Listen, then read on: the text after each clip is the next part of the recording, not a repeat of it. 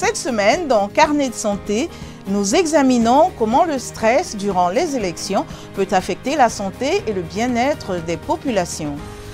Le Ghana se prépare pour l'élection présidentielle de décembre et la santé et la sécurité des électeurs sont au cœur des préoccupations.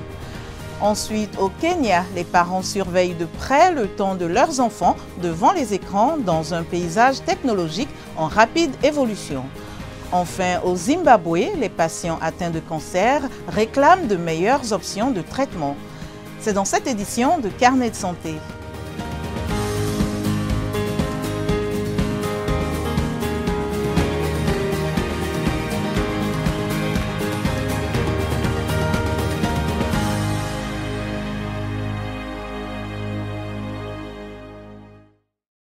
Bonjour à tous, merci de nous rejoindre pour une nouvelle édition de Carnet de santé.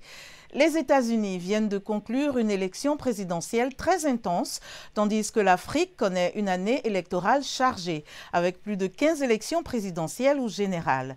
Les experts médicaux soulignent que les élections peuvent avoir un impact mental significatif sur les individus et les communautés. La tension politique, l'incertitude des résultats et, dans certains cas, la peur de la violence engendrent souvent du stress, de l'anxiété et une fatigue émotionnelle. Les électeurs ghanéens se rendront aux urnes le 7 décembre pour élire un nouveau président.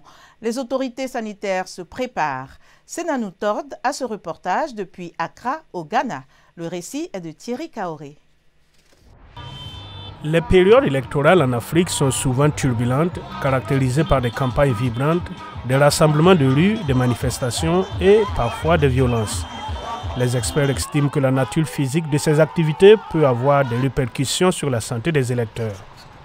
Selon Armed Conflict Location and Event Data Project, une ONG indépendante collectant des données sur les conflits violents et les manifestations dans le monde, près de 50% des cas de violence électorale au niveau mondial depuis l'an 2000 a eu lieu en Afrique, exposant les citoyens à des risques sanitaires importants. Le directeur des opérations du Service national des ambulances du ministère ghanéen de la Santé, Foster, affirme que bien que la violence soit préoccupante, les accidents de la route constituent le principal danger pour la santé pendant les élections. Parce que les partis se déplacent pour faire campagne, parfois jusque tard dans la nuit, les conducteurs se fatiguent. Et comme nous le savons, la fatigue au volant entraîne également des accidents de la route. Nous avons donc observé qu'à chaque élection, le nombre d'accidents augmente. Selon l'Autorité nationale de sécurité routière, les accidents de la route au Ghana augmentent d'environ 10% pendant les années électorales. Les ressources en sécurité étant souvent redirigées vers la gestion des foules et la sécurité des campagnes, l'application limitée des lois routières durant ces périodes aggrave le problème. Foster souligne que l'épuisement physique et la déshydratation sont également des préoccupations sanitaires majeures. Les longues heures passées à des événements de campagne ou à faire la queue pour voter épuisent de nombreux citoyens. Certains d'entre eux ne mangent même pas. Parce qu'ils veulent arriver tôt pour voter, ils ne mangent pas. Ils restent dans la file d'attente pendant très longtemps et certains se déshydratent. Pour d'autres, une hypoglycémie survient parce qu'ils n'ont pas mangé. Et donc, certains peuvent s'évanouir, voire s'effondrer.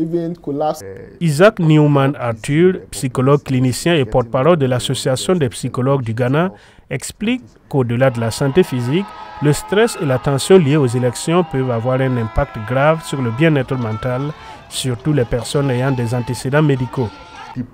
Selon ce qui s'est passé pendant la période politique, certaines personnes peuvent ne jamais se remettre des conséquences de ce qu'elles ont vécu, ce qui peut durer toute leur vie. Arthur met en lumière la manière dont des expériences traumatisantes, telles que la perte des proches ou des difficultés financières sous certains régimes, peuvent laisser les électeurs avec une anxiété, une peur et un traumatisme à long terme. Comment vous sentez-vous à l'approche de la saison électorale dans votre pays et quelle stratégie utilisez-vous pour gérer le stress ou l'anxiété qu'elle déclenche? Voici quelques réactions recueillies auprès des habitants d'Abidjan alors qu'ils se préparent pour la présidentielle de 2025.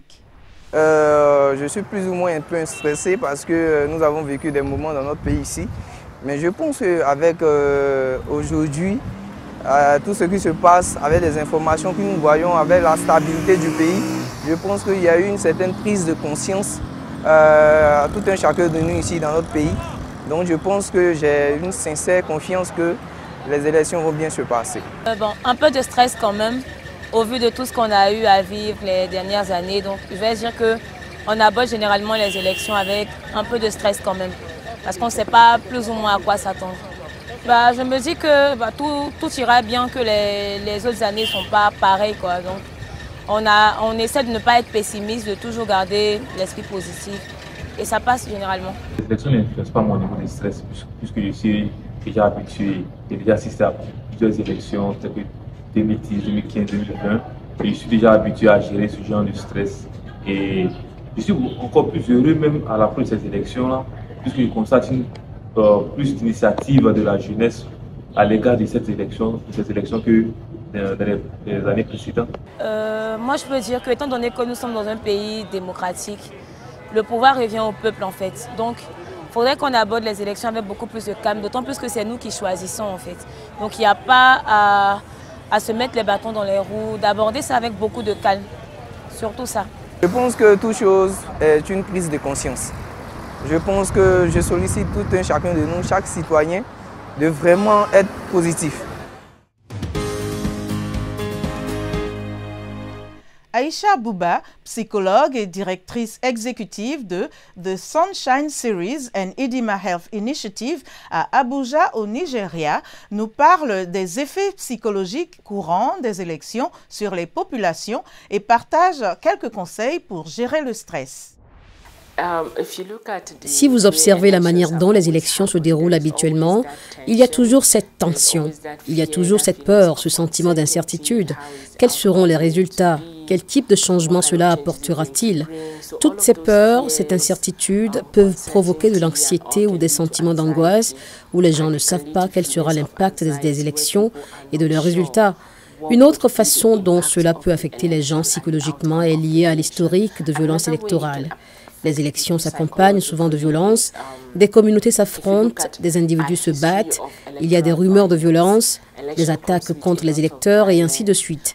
Cela entraîne parfois des victimes, des décès, des blessures, voire des déplacements, où des gens doivent fuir leur domicile pour se mettre en sécurité. Ces expériences traumatiques peuvent déclencher des problèmes de santé mentale comme le trouble de stress post-traumatique. Elles peuvent également provoquer un deuil, notamment pour ceux qui ont perdu des proches ou des biens. Dans certaines régions d'Afrique et même au Nigeria, où j'ai assisté à plusieurs élections au fil des ans, il y a eu des cas de fraude électorale. Les élections peuvent être truquées et les gens ont parfois le sentiment que leur volonté a été ignorée. Je pense que tout d'abord, nous devons reconnaître et accepter que les élections ne sont pas un sujet à prendre à la légère. C'est une affaire sérieuse. Donnez-vous la permission de ressentir de l'anxiété et comprenez que c'est normal. Une fois que vous en prenez conscience, cela vous permet de mieux vous préparer et de mettre en place des mesures pour gérer cette anxiété. Autant que possible, pratiquez des techniques qui peuvent vous aider. Par exemple, si vous présentez des symptômes d'anxiété, essayez des exercices de respiration profonde. Vous pouvez trouver ces ressources en ligne, comme des audios de méditation, ou parler à quelqu'un qui peut vous aider à rester calme.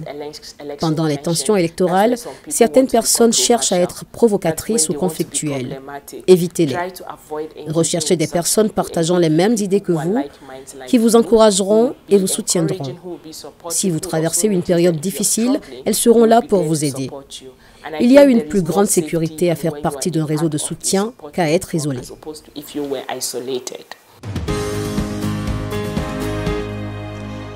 Les parents font face au défi de gérer le temps d'écran de leurs enfants avec un accès croissant des enfants à Internet et aux réseaux sociaux via les smartphones. De nombreux parents africains deviennent plus stricts pour protéger leurs enfants des dangers du numérique. Mohamed Youssouf raconte avec la voix de Gininiwa. Hélène Atieno, 38 ans, mère d'un enfant, fait partie des millions de parents qui sont stricts lorsqu'il s'agit d'entrer dans les vastes territoires inexplorés de l'Internet et de la technologie. Lorsqu'elle utilise le téléphone, elle ne l'utilise qu'une heure. Elle utilise le téléphone quand on lui donne des devoirs, mais pour la télévision, je ne peux pas dire le nombre d'heures. parce que parfois je ne suis pas à la maison. Je pense qu'avec la télévision sur YouTube, elle peut peut-être regarder plus de 2 heures.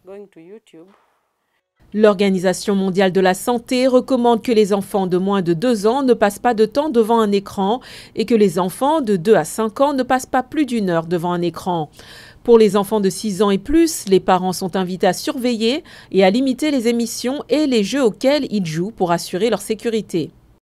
Irène Ochieng, mère de 2 enfants, leur permet de passer du temps devant l'écran pour se divertir, travailler à l'école et passer le temps. Je laisse généralement mes enfants utiliser Internet et le téléphone pendant 1 à 2 heures. Ils peuvent regarder des vidéos, des dessins animés ou des contenus éducatifs. Parfois, quand leur père regarde la télévision, ils ne peuvent pas regarder la même émission. Alors je leur donne mon téléphone pour qu'ils se divertissent.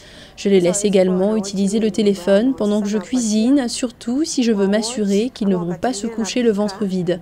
Cela les aide à s'occuper pendant que je prépare leur repas. Alors que la technologie progresse rapidement, de nombreux parents estiment qu'il est de plus en plus difficile d'élever leurs enfants à cause des médias sociaux et des smartphones. Les experts en santé avertissent que trop de temps passé devant un écran peut causer de l'anxiété, de la dépression, une mauvaise santé mentale, des problèmes de sommeil et des problèmes de développement social et émotionnel chez les enfants. Certains parents remarquent ces effets néfastes sur leurs enfants et au sein de leur communauté. L'inconvénient d'Internet, c'est qu'il crée une dépendance. Quand l'enfant se réveille le matin, c'est la première chose à laquelle il pense, alors qu'il y a d'autres choses à faire. Des études montrent que trop de temps passé devant un écran peut avoir des conséquences négatives sur le développement des enfants, notamment sur leur capacité à communiquer et à résoudre des problèmes. Même si l'enfant d'Hélène Atieno a déjà dépassé ses premiers stades, Atieno reste très stricte et l'encourage à étudier dur pour un avenir meilleur. Les patients atteints de cancer et les défenseurs de leur cause exhortent les autorités au Zimbabwe à garantir que les centres de traitement disposent des équipements vitaux nécessaires pour soigner correctement les patients. Reportage Columbus Mavunga, récit Gabi Dorsil. Fungai Munieza, qui vit dans la capitale zimbabwéenne, Harare, dit qu'on lui a diagnostiqué un cancer du sein en 2017. Munieza dit que les hôpitaux publics du Zimbabwe n'avaient pas l'équipement nécessaire pour la traiter et que les soins et un hôpital privé étaient trop chers. Elle a donc cherché à se faire soigner en Afrique du Sud, où elle a été déclarée exempte de cancer. Si je n'avais pas d'argent, je serais partie. Je serais partie parce que le traitement est cher. Je dirais donc que ma survie est principalement due à ma positivité et aux 2 types de traitements que j'ai reçus. Le dernier rapport du Registre national du cancer du Zimbabwe, publié en octobre, indique que sur les plus de 7000 nouveaux cas de cancer signalés en 2018 et 2019, 1 millier de patients sont décédés de la maladie. En termes de décès par cancer, les principales causes de mortalité, selon le rapport, sont le col de l'utérus. Le col de l'utérus est donc de loin la première cause de cancer. Viennent ensuite la prostate, l'œsophage, le sein et le foie. L'association à but non lucratif Cancer Association of Zimbabwe affirme que la plupart des types de cancers sont guérissables, mais le rapport suggère que les patients ne reçoivent pas de traitement avant que le cancer n'ait atteint son stade final. Nous avons également besoin d'un mécanisme de financement durable, un mécanisme de financement national qui soit très durable et qui garantisse que les programmes de lutte contre le cancer soient mis en œuvre à grande échelle de la même manière que les activités de lutte contre le VIH et le sida sont mises en œuvre. Madame Munieza affirme que le traitement du cancer dans les hôpitaux privés est plus coûteux qu'à l'étranger. Elle explique que les patients atteints de cancer finissent par aller se faire soigner à l'étranger s'ils n'ont pas les moyens de se faire soigner dans les hôpitaux privés. Pour ceux qui n'ont pas les moyens de se faire soigner ailleurs, les perspectives sont sombres. C'est tout pour aujourd'hui. Pour plus d'informations sur la santé, les percées dans le monde médical et aussi des conseils pour votre bien-être, restez connectés sur voaafrique.com. Vous pouvez me suivre sur x @linormoudou.